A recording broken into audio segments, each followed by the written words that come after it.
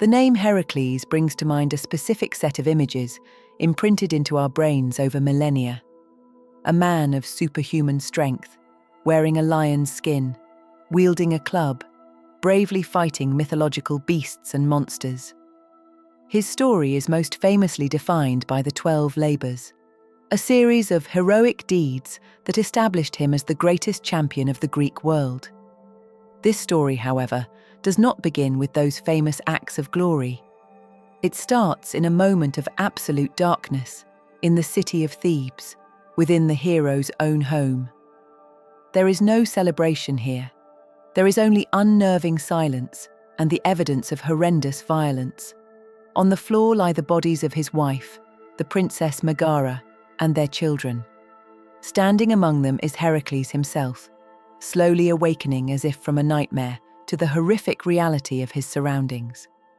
He sees the bow in his hands and the blood covering his body, and understands the unspeakable act he has just committed, driven to it by a fit of divine madness sent upon him by his eternal tormentor, the goddess Hera. This is the foundational paradox of the hero. The man responsible for this horrific domestic slaughter is the same figure who would be revered as the greatest protector of civilization, a savior of mankind, and eventually, a god. How can these two identities, the monstrous family killer and the divine hero, exist within the same person? This is the central question of his myth we will attempt to answer. It forces us to understand the unorthodox Greek concept of heroism, which is not about moral perfection, but about the nature of man's actions, for both good and for evil. This video will analyze the life of Heracles not as a biography of a superhero, but through the lens of this central contradiction. It is a story of the violent, agonizing process of penance. Heracles' life represents a struggle between humanity's divine potential and its own monstrous, destructive nature, and reveals a dark truth at the heart of the Greek understanding of civilization. The 12 Labours are not a series of quests undertaken for the sake of glory. They are a punishment for an unforgivable crime. Each task is an attempt to bring order on a chaotic world, but also a reflection of the hero's internal battle. The monsters Heracles is sent to destroy are often manifestations of the wildness and brutality that exists within his own soul. His journey is an attempt to cleanse the world around him as a way to atone for the impurity within. This internal conflict is the defining feature of his character. He is the son of the greatest of the gods, Zeus, but he is also the victim of the relentless persecution of the goddess Hera. His superhuman strength is both his greatest asset and his most terrible curse. It allows him to protect the innocent, but it also powers the rage that leads him to slaughter them. His story shows us that bringing civilization is not a peaceful and gentle process, but a brutal one, often requiring a monstrous figure to beat back the forces of chaos. The line between the hero who protects society and the monster who threatens it is terrifyingly thin, and Heracles spends his entire life walking that edge. The central conflict of Heracles' life begins before he is even born, a direct result of the whims of the Olympian gods. His story starts with a mortal woman, Alcmene, the virtuous wife of the Theban general Amphitryon. While her husband was away at war, Alcmene's renowned fidelity attracted the attention of Zeus, the king of the gods. Never one to be deterred by mortal marriage vows, Zeus devised a deception. He took on the exact likeness of Amphitryon, appearing before Alcmene as her husband returning victorious from battle. To ensure his transgression would be uninterrupted, he made the night last 3 times its normal length. The following day, the true Amphitryon returned home to a wife who was confused by his reappearance. A seer was consulted, and the divine deception was revealed. The consequence of this event was that Alcmene would bear twins, the elder, Heracles, son of Zeus, and the younger, Iphicles, son of her mortal husband, Amphitryon. This dual parentage immediately established Heracles as a figure caught between two worlds. His very existence was proof of his father's infidelity, an act that would earn him the most powerful and relentless enemy a mortal could ever have. Hera, the queen of the gods. Hera's rage was ignited not only by the affair, but by Zeus's subsequent hubris. On the day his son was to be born, Zeus boasted before the other gods that a descendant of his blood born that day would become a great ruler. Enraged, Hera devised a plan to subvert the prophecy. She used her divine power to delay Heracles' birth, while simultaneously accelerating the birth of his cousin, the sickly and premature Eurystheus. Because Eurystheus was born first, he officially fulfilled Zeus's prophecy, becoming the king who would one day hold power over Heracles. From the moment of his conception, Heracles was marked. He was the product of a divine crime, and his destiny was sealed by an act of divine vengeance. His life would be a constant struggle against a fate imposed upon him before he ever drew breath. A brief note before we continue with the video. If you find this academic approach to the ancient world valuable and entertaining, please take a moment to like this video and subscribe. Your support is everything, and it allows us to continue creating content. Thank you. For a time, it seemed as though Heracles might escape the curse that hung over his birth. After completing his education, he performed a great service for his home city of Thebes by leading its army to victory against the neighboring Minyans. As a reward for his heroism, Creon, the king of Thebes, gave Heracles his eldest daughter, Megara, in marriage. With her, Heracles had several children, and for a brief period, the hero found a life of domestic peace. He was a celebrated warrior, a husband, and a father. This stability, however, was an illusion, as the hatred of the goddess Hera had not faded. Seeing the hero happy and prosperous was an intolerable affront to the queen of the gods. While Heracles was at the height of his success, Hera struck her most devastating blow. She sent Lyssa, the divine personification of frenzied rage and madness, to infect his mind. In this divinely induced state of psychosis, Heracles was overcome by powerful delusions. He no longer saw his own home or his own family.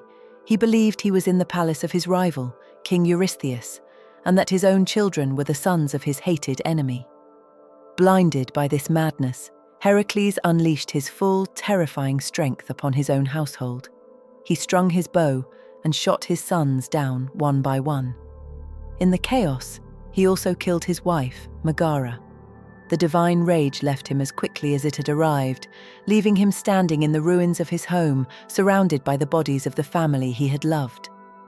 With the return of his sanity came the full, crushing weight of what he had done. He was not just a killer, but the polluter of his own house, stained with an unforgivable miasma. Overcome with grief and shame, Heracles resolved to end his own life. He was stopped only by the intervention of his friend and cousin, the hero Theseus, who persuaded him that he must endure and seek purification for his crime. Following this advice, Heracles travelled to the oracle at Delphi to ask the god Apollo how he could atone. The oracle's decree was clear and terrible. Heracles was to travel to the city of Tiryns, find the very cousin Hera had cheated into power, King Eurystheus, and serve him for 12 years, performing whatever tasks the king demanded. This sentence was the direct consequence of his crime, and it set the stage for the 12 labours. Heracles' penance begins with his arrival at the court of his cousin, King Eurystheus. The king, a weak and cowardly man who held his throne only due to Hera's machinations, was terrified of his heroic relative and was all too eager to assign him an impossible, fatal task. His first command was for Heracles to kill the Nemean lion, a monstrous beast terrorizing the region of Nemea, and bring back its skin as proof. This was no ordinary lion. It was a supernatural creature, said to be the offspring of monsters, whose golden hide was impervious to all mortal weapons. Upon arriving in Nemea, Heracles quickly discovered the truth of the lion's power.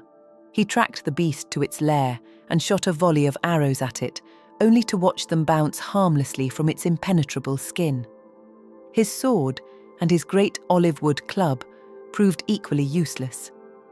Realizing that the conventional tools of a warrior were futile, Heracles was forced to adopt a more primitive and brutal strategy. He blocked one of the two entrances to the lion's cave, trapping it, and then entered through the other, armed only with his bare hands. This first labor sets the theme for the entire penance. To defeat a monstrous foe, Heracles had to become a monster himself. He abandoned the weapons of a civilized hero and met the beast on its own terms, wrestling it in the darkness of its cave.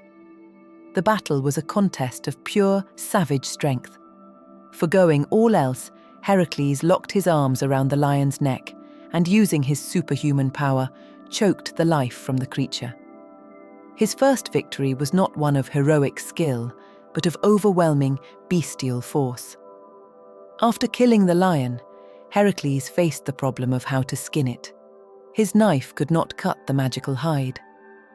Displaying a practical cunning, he used the lion's own razor-sharp claw to flay the beast.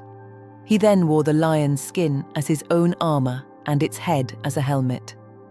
When he returned to the court of Eurystheus, the king was so terrified by the sight of Heracles clad in this monstrous visage that he leaped into a bronze storage jar to hide.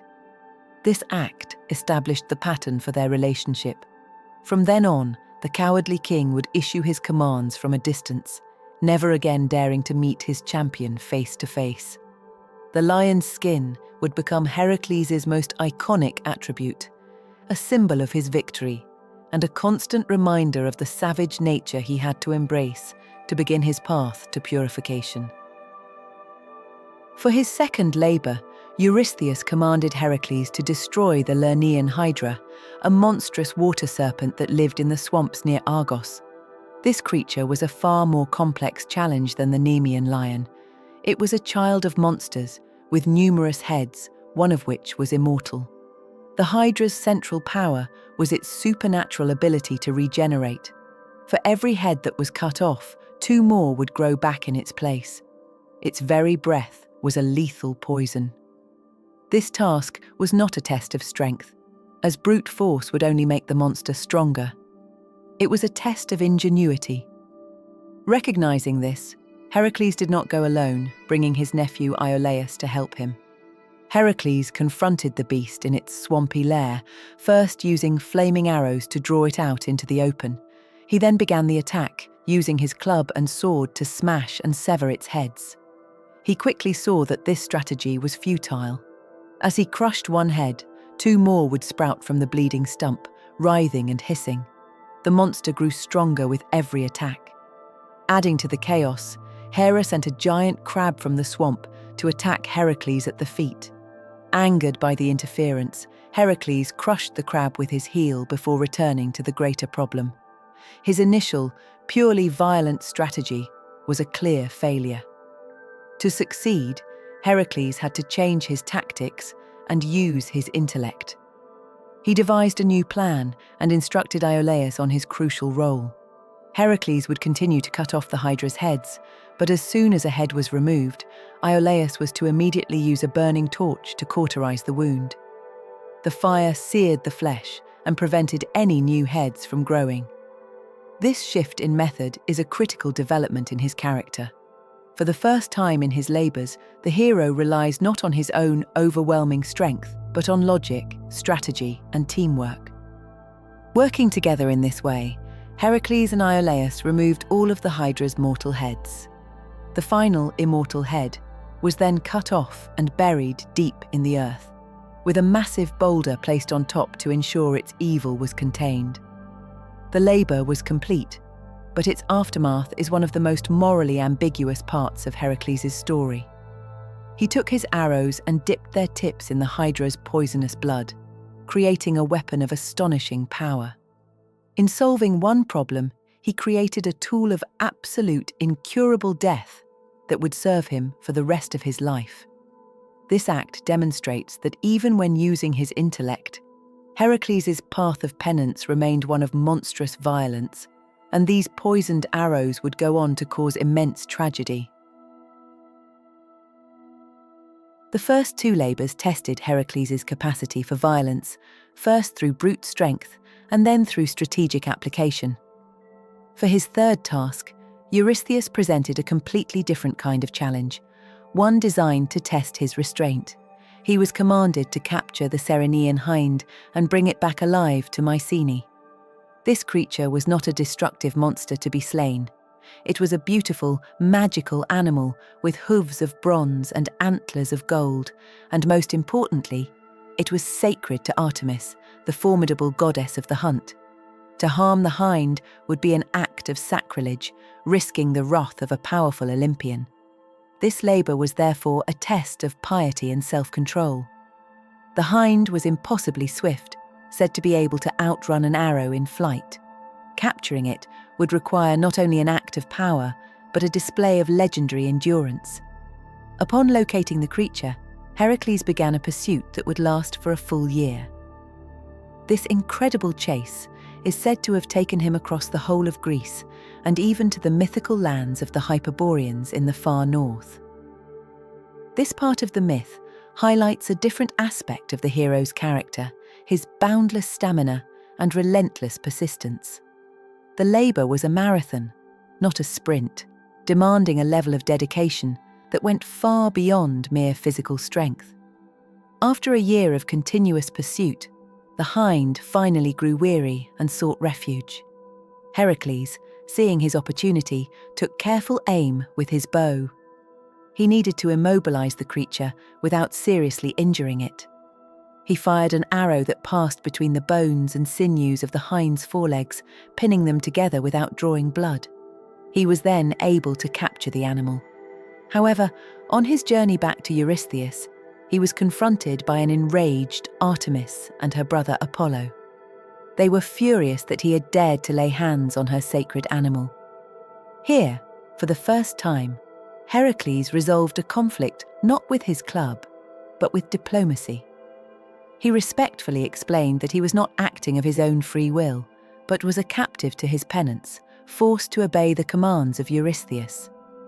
By humbly shifting the blame to the king and promising to return the hind unharmed once the labour was complete, he managed to appease the angry goddess.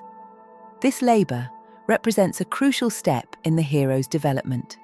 He was forced to exercise precision, patience, and piety, demonstrating that his path to purification required him to tame not just the monsters of the world, but also the violent and impetuous nature within himself.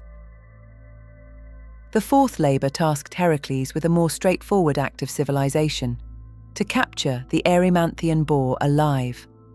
This was a massive, ferocious beast that lived on Mount Erymanthos in Arcadia, rampaging through the countryside, destroying crops and goring livestock. The command from Eurystheus was a clear mission of pest control, tasking the hero with removing a destructive force of nature to make the land safe for human settlement and agriculture. The core of this labour's story, however, is found not in the hunt for the boar itself, but in a tragic side quest that took place along the way. On his way to the mountain, Heracles sought hospitality from a centaur named Pholus. Unlike his more bestial kin, Pholus was a wise and civilized being. He welcomed Heracles and served him cooked meat, while he himself ate his raw. When Heracles asked for wine, Pholus was hesitant, explaining that the cask of wine he possessed was the sacred, communal property of all the centaurs. Heracles, however, insisted. The moment the cask was opened, the potent aroma attracted the other centaurs from the surrounding mountains. Enraged that a stranger was drinking their wine, they attacked the cave in a drunken fury. What followed was a brutal battle that perfectly illustrates the tragic paradox of Heracles. Defending himself against the horde, he used his most terrible weapon, the arrows dipped in the Hydra's poison. He fired into the crowd, where the slightest scratch was a sentence of agonizing death. In the chaos, his arrows struck unintended targets. His host, Pholus, curiously picked up one of the spent arrows, accidentally dropped it on his foot, and died instantly from the poison. Worse, a stray arrow struck the wise and immortal centaur Chiron, a great friend to heroes and a tutor to many. Because he was immortal, the Hydra's poison could not kill him, but it trapped him in a state of eternal, unbearable agony from which there was no relief. After this tragic conflict, the capture of the boar itself felt like an anticlimax.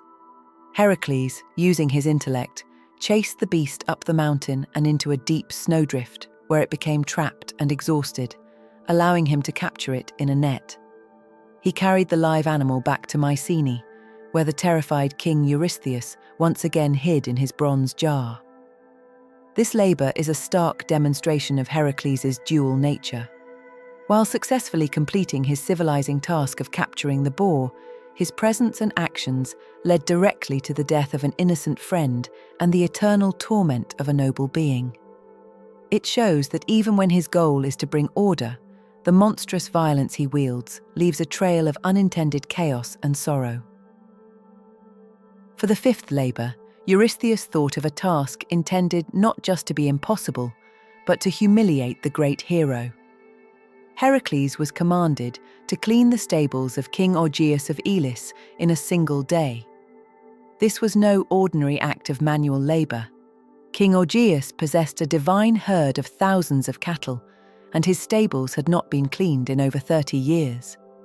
The sheer volume of accumulated filth was legendary, and cleaning it was considered beneath the dignity of any hero. The purpose was to disgrace Heracles, to replace the glory of monster slaying with the stench of the barnyard. Approaching the task, Heracles once again demonstrated that his greatest asset was not just his strength, but his intellect. Without revealing that he was acting on Eurystheus' command, he made a wager with King Augean. If he could accomplish the impossible and clean the stables by sunset, he would receive 1/10 of the king's cattle as payment. The king, certain of the task's impossibility, agreed. Heracles then surveyed the landscape and devised a solution that required no shovel. He used his strength to demolish parts of the stable walls and then to divert the courses of two nearby rivers, the Alpheus and the Peneus, rerouting them to flow directly through the yard. The powerful torrent of river water accomplished in hours what would have taken an army of men years to do. The decades of filth were washed away, leaving the stables completely clean before the day was done. When Heracles demanded his payment, however, King Augean learned that Heracles had been commanded to perform the task. On this technicality, Augean refused to honor their agreement. The dispute was brought before judges, but Augean remained defiant and banished Heracles from his kingdom. To compound the injustice, Eurystheus also refused to count this as one of the official labors, declaring that it did not count towards his penance because Heracles had attempted to perform it for payment.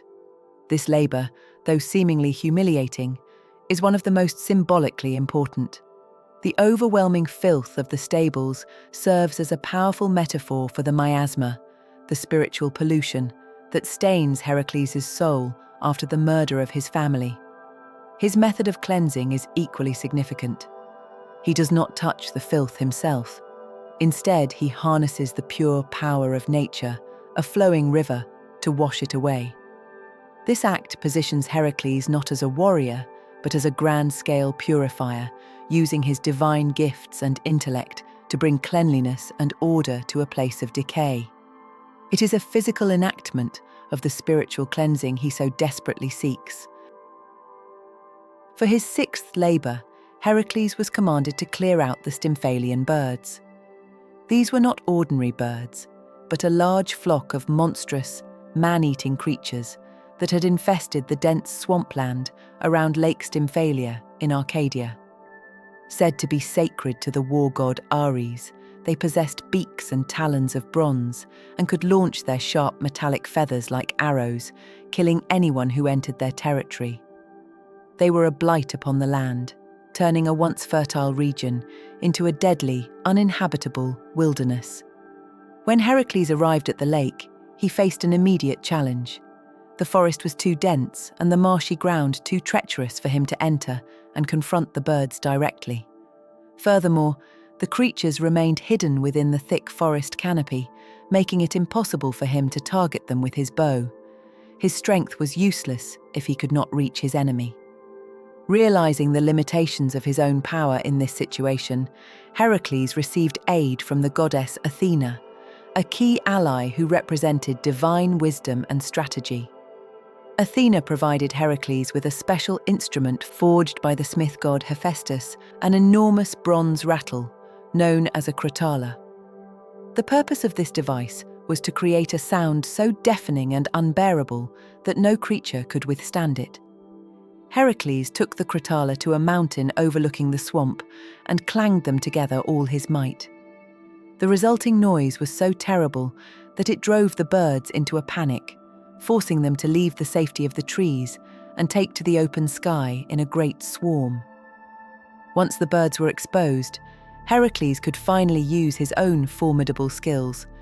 He skillfully shot down a great number of them with his arrows, and his relentless attack drove the rest of the flock far away from Greece, never to return.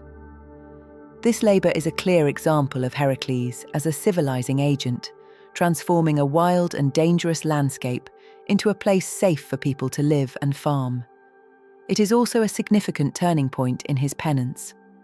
Having now cleansed his homeland of its 6 greatest local monsters, the first half of his sentence was complete. His next labours would take him far beyond the borders of the Peloponnese, to the mythical edges of the known world.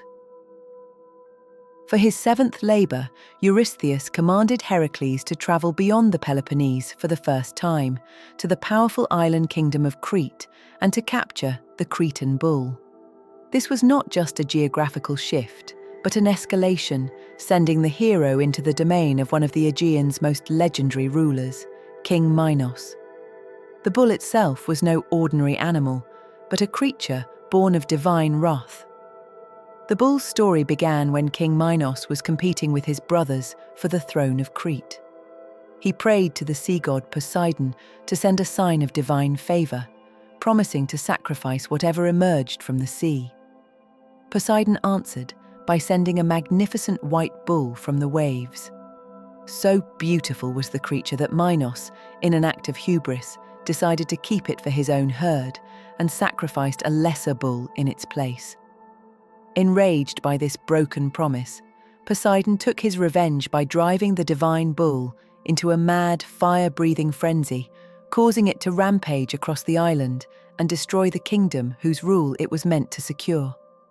When Heracles arrived on Crete, King Minos was eager to be rid of the destructive beast and gave the hero permission to take it. Unlike previous labours that required intellect or special tools, this task was a straightforward contest of overwhelming strength. Heracles confronted the maddened bull and, after a ferocious struggle, wrestled the powerful creature into submission with his bare hands. He then shipped the bull back across the sea to the mainland of Greece. Upon presenting the captured bull to Eurystheus, the cowardly king was, as usual, terrified.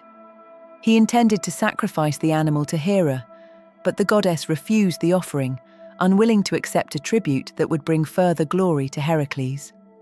The bull was therefore set free, and it proceeded to rampage across Greece until it was later killed by the Athenian hero, Theseus.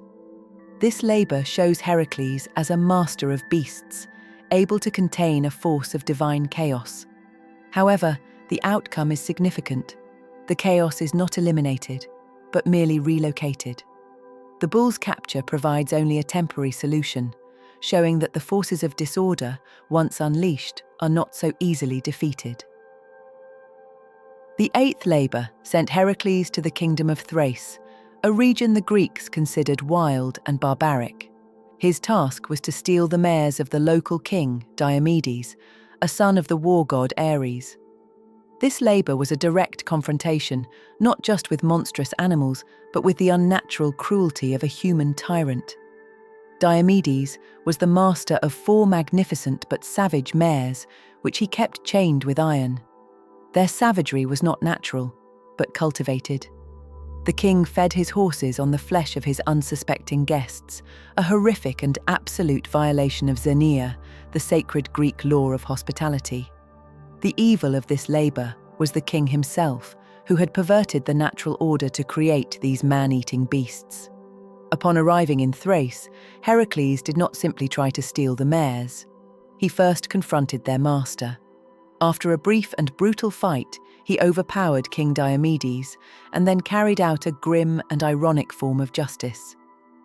Heracles dragged the king to the stables and fed him to his own flesh-eating horses.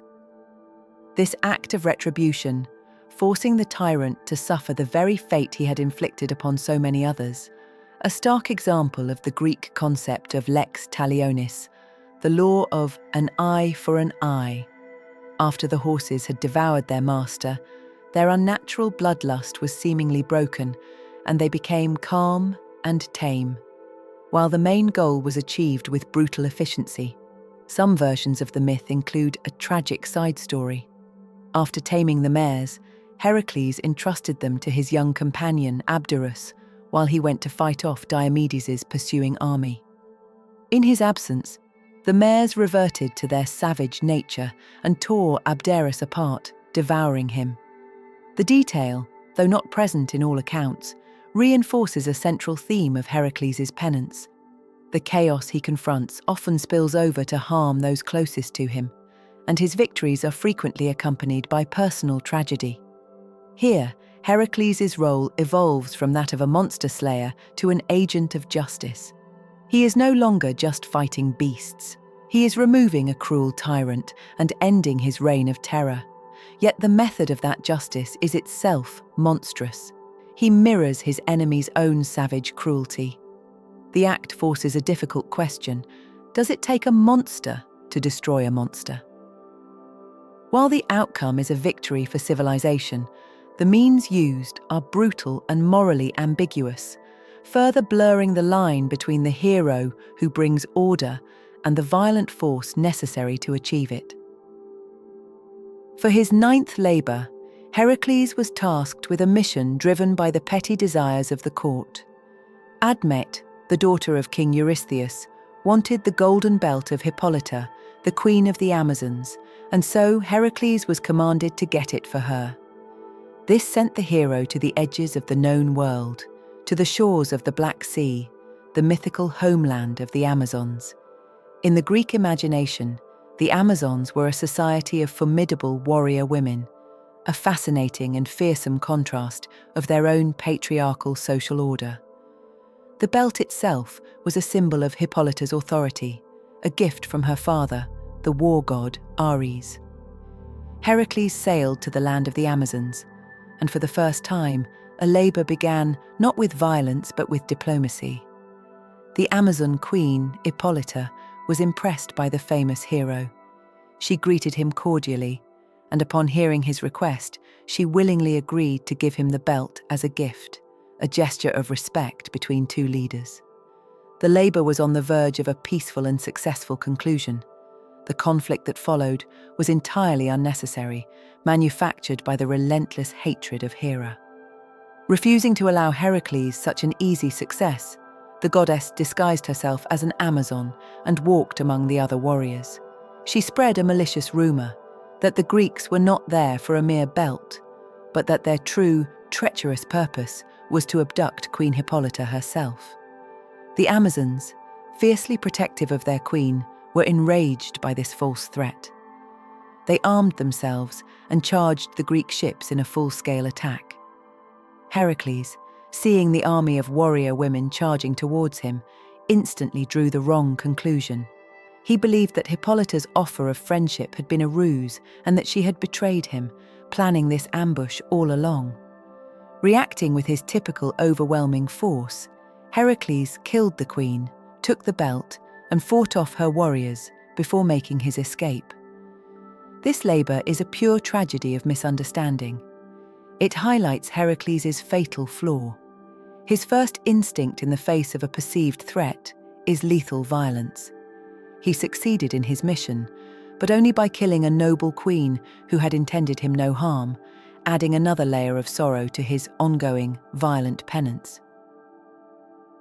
For his 10th labor, Heracles was commanded to journey to the very edge of the known world. His task was to steal the magnificent red-hided cattle belonging to Geryon, a monstrous giant who lived on the mythical island of Erythea. This red island was said to be located in the far western stream of the world-encircling Oceanus.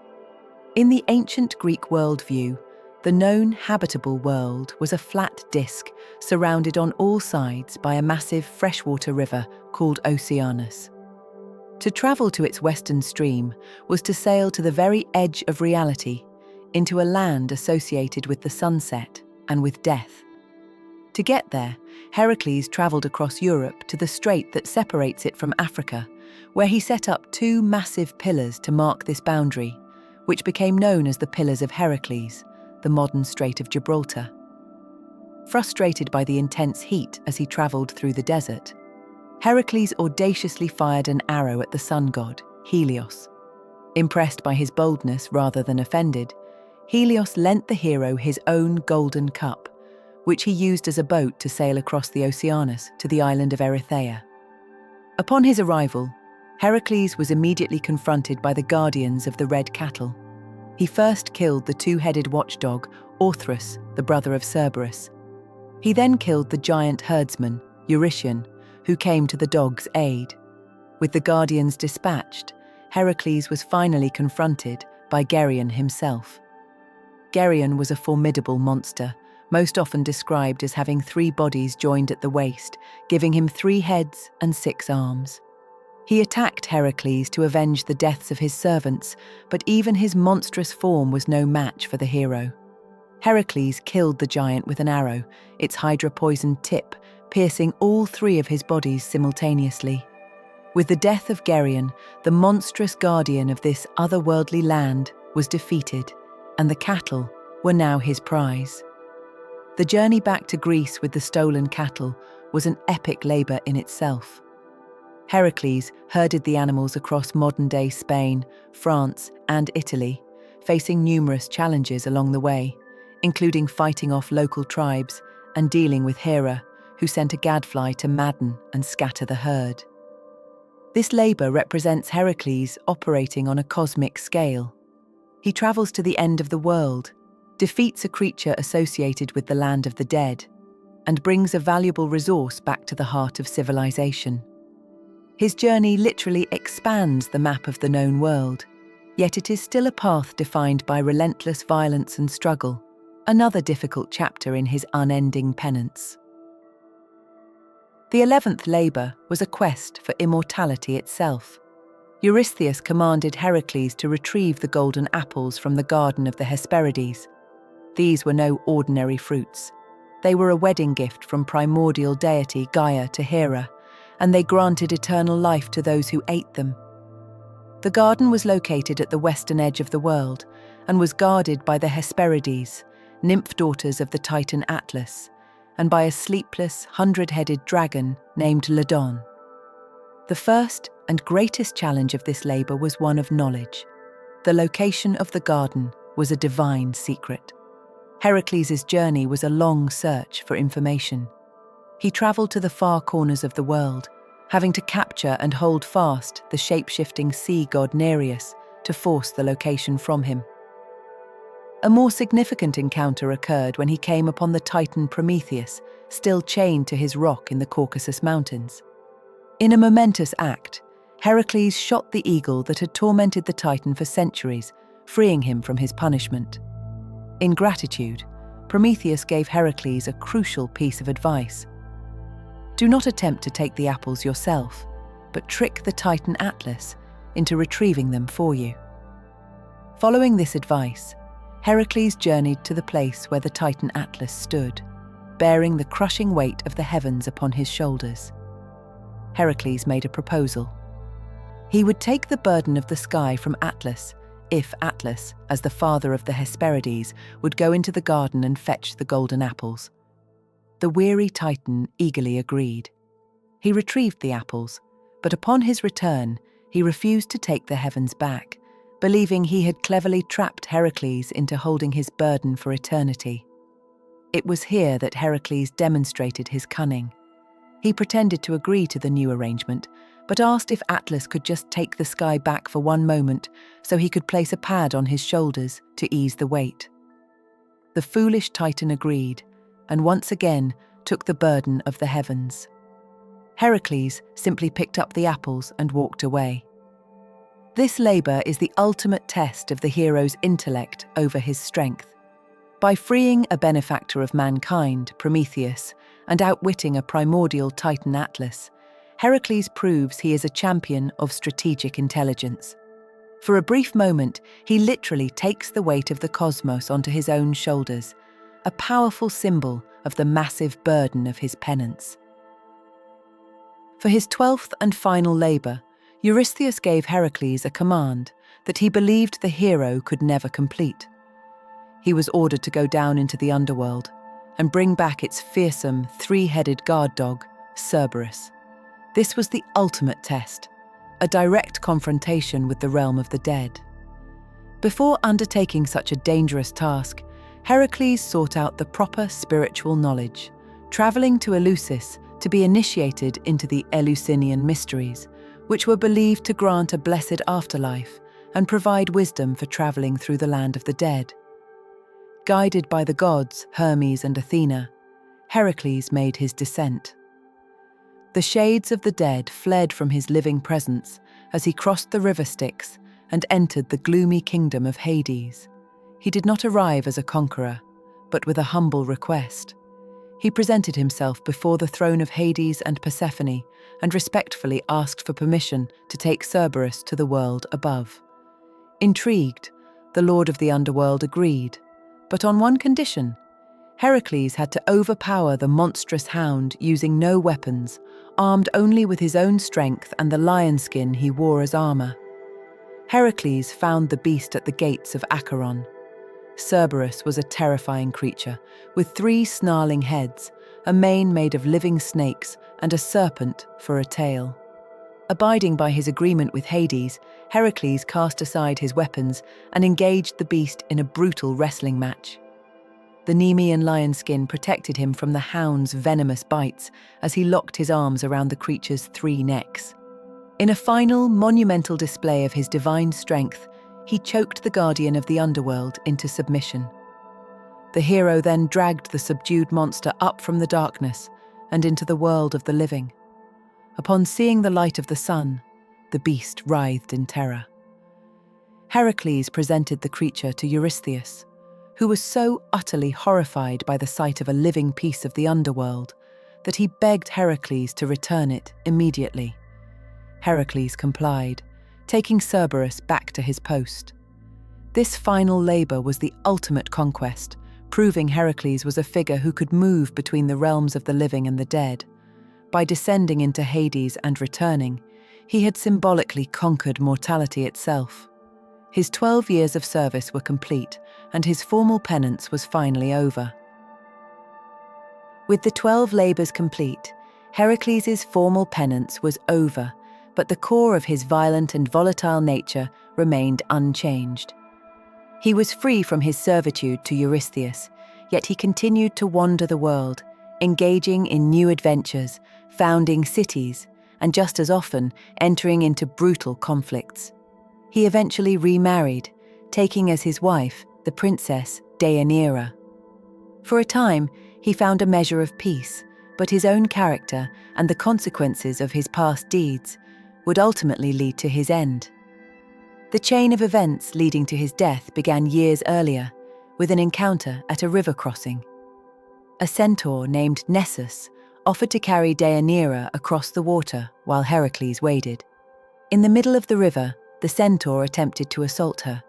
Heracles, seeing this from the far bank, immediately drew his bow and shot Nessus with one of the arrows he had dipped in the lethal blood of the Lernaean Hydra. This act continued the cycle of his violence, once again using the terrible weapon he had created during his second labor. As the centaur lay dying from the incurable poison, he plotted a final, cunning revenge. He told Deianira that his own blood, now mixed with the Hydra's venom, was a powerful love charm.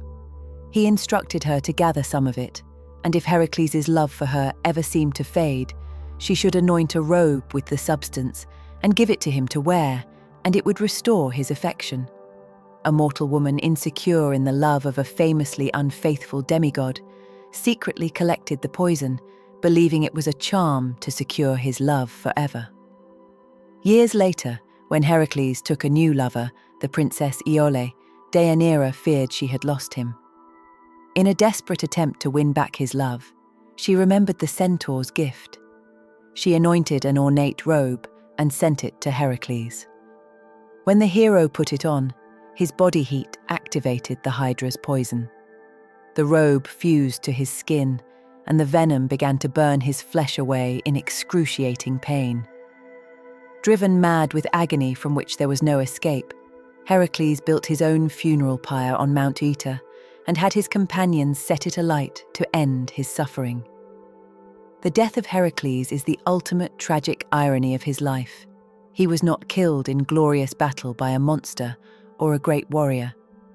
He was killed by the very weapon he had created, delivered to him through the misguided love of his own wife, as an act of long-delayed vengeance from an enemy he had slain years before.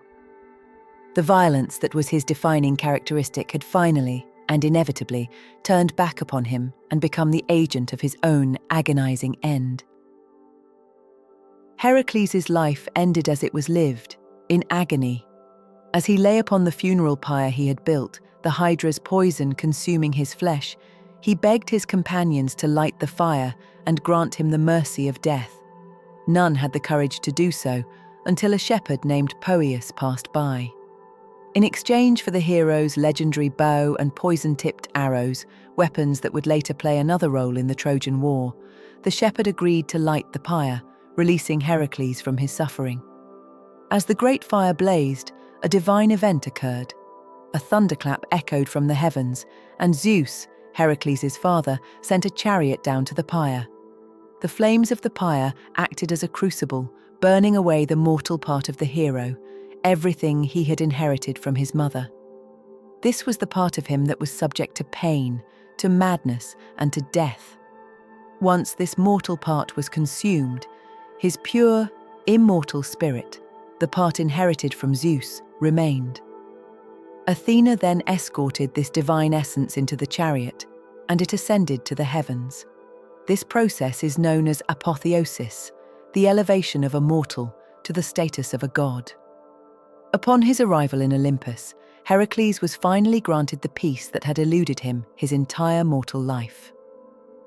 In an act of resolution, he was reconciled with his lifelong tormentor, the goddess Hera. She, who had driven him to murder his family and had sabotaged him through every labor, now formally adopted him as her son. To seal this pact, she gave him her own daughter, Hebe, the goddess of youth, to be his immortal wife. While this relationship seems strange by mortal standards, the gods of Olympus did not share human taboos. Zeus and Hera themselves were siblings. The marriage was therefore a symbol of reconciliation, signifying Heracles' full acceptance into the Olympian family of gods. The feud that had defined his existence was finally over. The Apotheosis provides the ultimate resolution to the paradox of Heracles. The two warring sides of his nature, the monstrous suffering man and the divine hero, were finally separated. His mortal, flawed, and rage-filled half was destroyed in the funeral pyre. His pure, divine, and heroic half was rewarded with immortality and peace. Through a lifetime of suffering, Heracles had literally burned away his humanity to achieve a state of godhood, providing the Greek world with its most powerful example of purification and redemption. But the story of Heracles does not end with his ascent to Olympus. In the world of the living, he remained an active and powerful presence. To fully understand his importance, we will now turn from the myth to the historical reality of his worship. Heracles was a unique figure in the Greek Pantheon because he received two distinct forms of worship. He was honored as an Olympian god, but he was also worshipped as a deified mortal who could intervene in the affairs of humanity from beyond the grave. The hero cult of Heracles was one of the most widespread and popular in all of Greece. He was invoked as a protector and a patron in many aspects of daily life. He was the main god of the gymnasium, the center of Greek athletic and military training. Young men would offer prayers to him before competing, seeing him as the embodiment of physical excellence and endurance. He was also widely worshipped as an alexikakos, an averter of evil, a divine protector who could ward off danger, disease, and malicious spirits. People would pray to him for safety before embarking on a journey or for strength when facing personal hardship. A significant part of Heracles' appeal was his relatability. Unlike the often remote and detached Olympian gods, Heracles was a figure who had lived a mortal life and had suffered greatly. He had known grief, madness, servitude, and agonizing pain. This made him a far more approachable deity for ordinary people. He was a personal savior figure who had faced and overcome every imaginable form of difficulty. His worshippers could believe that he truly understood the nature of their struggles, as he had endured them himself. The worship of Heracles was not confined to a single city or region. His shrines and temples were established across the entire Mediterranean world. This popularity ensured that his story would not remain exclusively Greek, but would be encountered, adopted, and transformed by the other great cultures of the ancient world. The character of Heracles is understood to be a composite, a consolidation of stories and traditions of numerous local folk heroes, whose individual tales were absorbed into one grand figure over centuries. His origins are undeniably ancient, likely dating back to or even predating the Mycenaean period. The name Heracles has been found on Linear B tablets from the Bronze Age, suggesting the stories about him are a powerful cultural memory of that era, a time of great works and great violence personified in one character. A big part of the myth's endurance comes from its adoption and transformation by Roman culture. As the Romans expanded their influence, they absorbed a great deal of Greek culture, including their gods and heroes. Heracles was adopted into their pantheon under the name Hercules. But this was not only a name change, it was a change of character as well.